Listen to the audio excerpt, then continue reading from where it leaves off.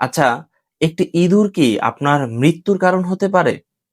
সম্ভব। কারণ এই ছোট প্রাণীটি ছড়াতে পারে প্রাণঘাতী হান্টাভাইরাস।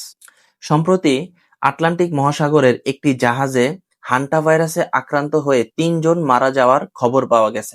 হান্টাভাইরাস মূলত ইঁদুরের শরীরে থাকে এবং এটি ছড়ায় ইঁদুরের শুকিয়ে যাওয়া মল, প্রস্রাব এবং লালার মাধ্যমে। যখন এই ভাইরাসটি বাতাসের সংস্পর্শে আসে এবং আমরা যখন এই বাতাসের মধ্যে থেকে নিঃশ্বাস গ্রহণ করি, ঠিক তখনই এই ভাইরাসটি আমাদের শরীরে প্রবেশ করে এবং আমাদেরকে আক্রান্ত করে। এমনকি ইঁদুরের আঁচড় বা কামড়ের মাধ্যমেও হান্টাভাইরাস ছড়াতে পারে।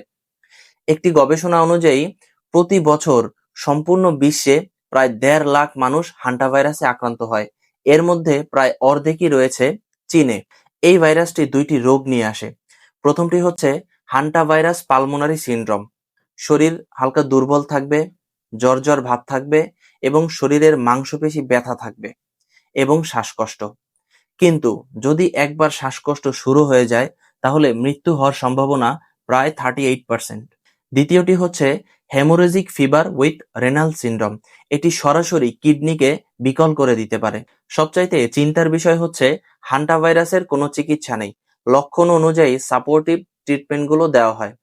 তাহলে এর সমাধান কি? সমাধান হচ্ছে সচেতনতা। আপনার ঘরে ইঁদুর আসার রাস্তা বন্ধ করতে হবে। আপনার খাবার সবসময় ঢেকে রাখতে হবে। আপনি যখন ইঁদুরের মল পরিষ্কার করবেন তখন অবশ্যই হ্যান্ড গ্লোভস এবং মাস্ক পরতে হবে। এবং আপনি যখন শুকনো ময়লা পরিষ্কার করবেন তখন ঝাড়ু না দিয়ে ময়লাটাকে একটু ভিজিয়ে নিতে হবে অথবা ভেজা কাপড় দিয়ে পরিষ্কার করতে হবে, যেন এটার ধুলা বাতাসের সাথে মিশে না যায়। ভিডিওটি খুবই গুরুত্বপূর্ণ, এজন্য অবশ্যই শেয়ার করবেন যেন অন্যরাও সচেতন হতে পারে। এমন গুরুত্বপূর্ণ ভিডিও পেতে আমাদের চ্যানেলটি অবশ্যই সাবস্ক্রাইব করবেন এবং আমাদের ফেসবুক পেজটি ফলো করবেন।